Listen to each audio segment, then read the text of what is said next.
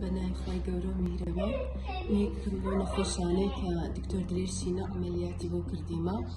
پێش ئەو عملیاتە یعنی زۆر وەزعم ناخۆش بوو لە جلوک و بەرێک لە ئازاری فەقەراتم لە لاقم ئێستا ئەلحەمدولیلا ئەو 2 مانگ بۆ عملیاتم کردی زۆر سەحەتم خۆشە یعنی بە مرتەحی جلچی لەبەر دەکەم هیچ کێشەکەم نییە احتیاجی دەگەڕێم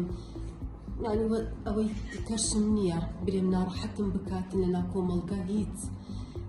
هیوادارم ئەنگۆش سەردانی نەخۆشخانەی میهرەبانی بکەن